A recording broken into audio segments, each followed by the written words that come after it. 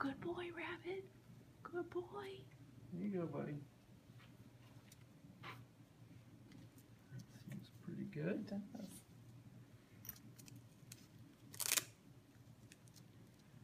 That one seemed like it fit quite well.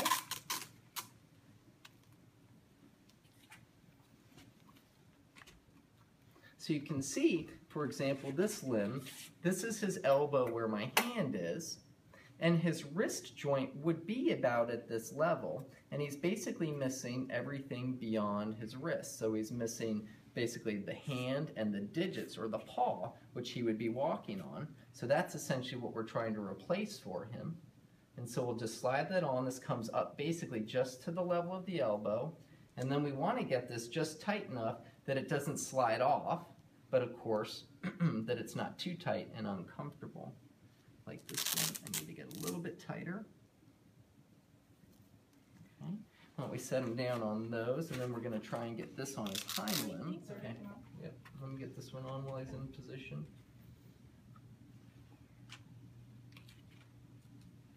So this one is somewhat similar. So the knee is roughly at this level, and the ankle would be right around here, but is missing, as is the remainder of, again, the foot and the paw.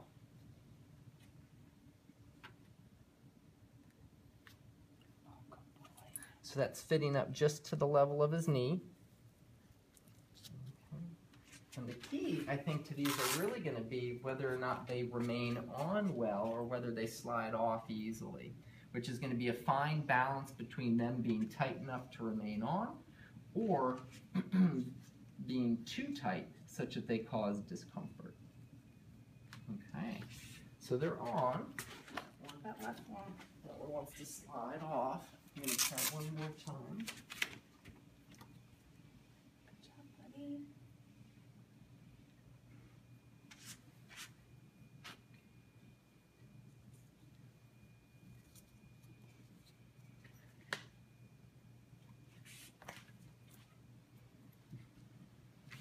Okay.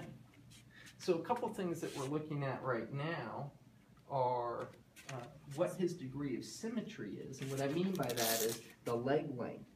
And so one of our goals or challenges was to make this prosthetic the right length such that this limb with the prosthetic is approximately the same length as his left hind limb, and that these two would be the same length. So he certainly looks more symmetrical in his longer limbs right now, and the question is whether or not they are functional. He's so good. That is like, he's standing already a little bit better than he did when we drove out. Mm-hmm. Well, it seems a little bit long. Which is something where when you asked me earlier, are we going to get a prosthetic for this left hind limb? I think that if we find that with this right hind limb prosthetic, that this is his best of his two hind limbs and longer than the left, then at that point I think we can add a prosthetic similar to this to the left hind limb to give a little bit more length to this left hind limb, and then also a broader surface on which to walk. Good boy, Rabbit. Doing so good. Let's see what happens with this guy. Oh, come on. Let's try that again.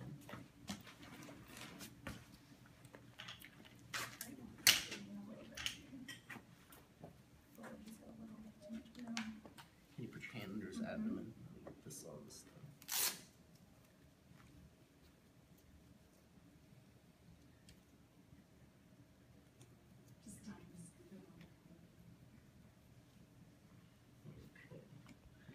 And maybe on the mat where we have a little bit more traction. Bought this rug just for you, buddy. Your red carpet. Do you want me to call him? Oh. This one's gonna have to be adjusted so that it can fit a little bit more tightly, because clearly it wants to slide off. So good. Hey, Rabbit. You want to come over here? Come here, buddy. Whoops.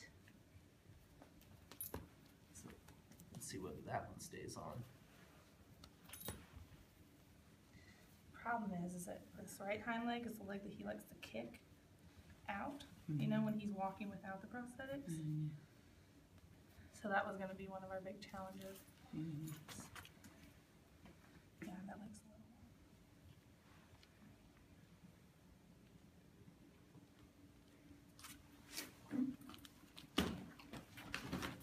So was that big scary camera. Anybody? Rabbit, come here. Here, buddy. Come here. Let's go. Rabbit, come here. Handsome. Come here, sweetie. Come on. He's scared of the camera. So, Back off of it a little bit. see. Yeah. Rabbit, come here, sweetheart. Let's go, bud. Oops. Suspension point. And what we mean by a suspension point is something on which the prosthetic actually hangs so that it can't slide off. Well, so the reason this one hangs so well is because the ankle is a very good suspension point. Whereas on the forelimb, if you're missing the wrist, it's much harder to come up with a suspension point. One suspension point can be above the elbow, but that's not optimal to use because you don't really want something rubbing on the elbow. And